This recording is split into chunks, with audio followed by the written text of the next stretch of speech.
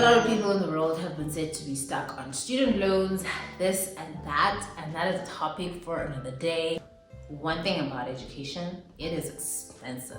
I tried to get my son school the other day and found out that people are paying as much as $12,000 per month for kids in grade. He's in grade 4, but at the time it was grade 2. But so anyway, education can be expensive, but there is a way. And today I want to raise awareness on the different ways a person can fund their education.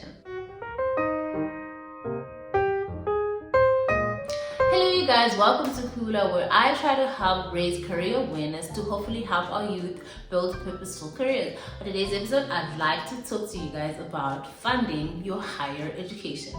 This can really be a determining factor whether or not a person decides that they want to go to higher education or not, because I mean, finances are energy, right? They give you strength and power to decide what you want to do. I want to help you guys feel more powerful when it comes to building the career of your dreams by helping you be aware of these 4 ways for financing your education.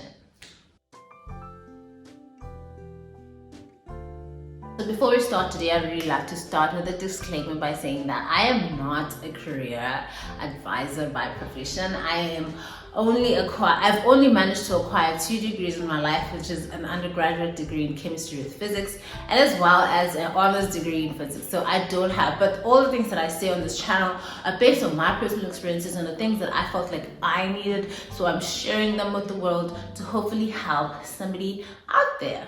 Okay, first up is student loans. This is most definitely my last option, and I decided to start with it because I don't want you guys to be thinking about loans when you finish this video. So student loans are actually a lump sum amount of money that a student gets from a bank. So student loans work like in the sense that a student is borrowed money by one of our 4 national banks, and then they either choose options to pay them while the student is studying that current year, or the student may pay them when they're done studying. And there's also credit providers such as Fundi that also provide students with options when it comes to giving them or loaning them money when it comes to student loans. And these loans actually sometimes cover your student fees. It depends on the options. You can either opt for a loan that just covers your fees. Let's say you stay at home, and then also there's a loan that covers your fees, your food, and your accommodation. So you would have to look at your options when it comes to the kind of loan that you want to get. Advise against loans, but then you'd have to really look at your options. Also, universities also have financial aid schemes that can actually also lend the student money and pay them off in a similar manner as the bank, where they can decide whether the parent can be paying as you study or you can pay it when you are done. Up next, we've got crowdfunding. I must be honest with you guys, I had never heard this one before I did this whole investigation about how to fund your higher education, and I think it's pretty cool. It's aimed at trying to help students avoid debt accumulation, right? How though? It is a platform where anybody who is a community member or companies can contribute and help a student and help pay for a student. It's fairly new in South Africa, but over 18 million rands has been raised to help students with their finances. That's a lot. So the famous one that's known here in South Africa is Phoenix.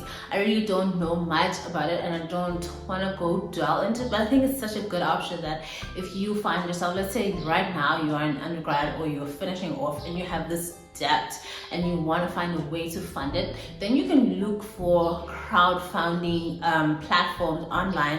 Phoenix is one of them that you can use, and they can actually help you with your finances. So great to know that the options are so wide these days. It's like a GoFundMe, right? It's like a GoFundMe. That's what I was trying to think of in my life. But this is like a great platform. It's people out there do want to help, and if they can and they can help you avoid debt, why not? For number 3, we've got NSFAS and IFSAP. I'm not sure if I'm saying it right, but I'll write it below. But anyway, NSFAS is a financial aid scheme that was a loan before 2018, where it would loan students some money that they could pay back when they are done studying. back to the government. I think it's a government funding that is given to students, but now has been turned into a bursary. Back in our days, I actually used NSFAS for my first year of study, and it was turned into a bursary during my second year. I forgot the bursary's name. Guys, I've been trying. I probably should have contacted the people I went to undergrad with, but I forgot the name, but it turned into that certain bursary for the rest of our years. But then also the condition during the time was that if you got the loan and you passed 100% of your subject, 40% of the loan would convert into bursary. But now all that is irrelevant. It is now a bursary, and to qualify you need to come from a home that is paid, or that kind of makes annually 350,000 rand per annum in order for you to qualify. And then there is the ISFAP. I'm just gonna say it like that. ISFAP, which is meant for people that come from homes that are making more than 350 per annum. This is 100,000 guys.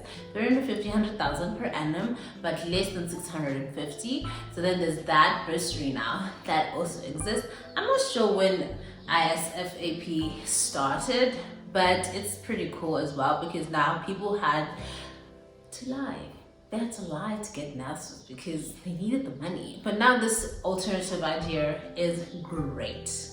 Last but not least, save the best for last. I saved my favorite for last, you guys, when it comes to this one. It's bursaries.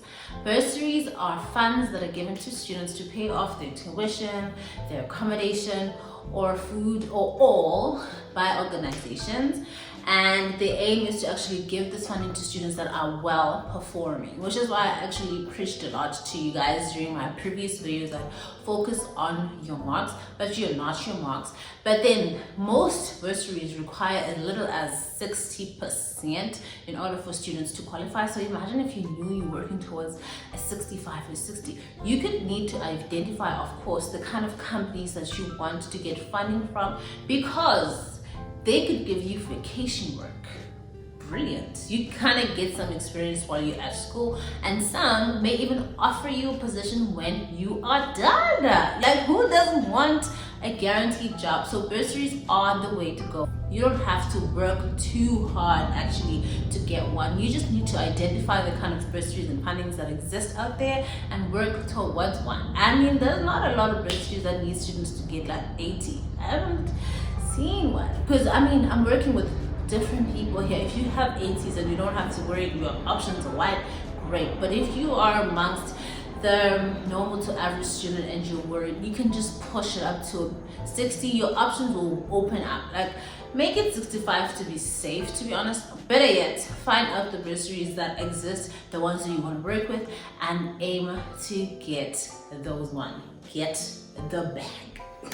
Okay, that brings us to the end of this episode. And always remember, guys, knowledge is potential, action is power. It's not what you know, it's what you do with what you know. I want you guys to flourish, to have amazing lives, to live intention, purposeful, and amazing life. Always remember, no, it's all up to you. And I wish you guys nothing but the best for the rest of these weeks. See you next time.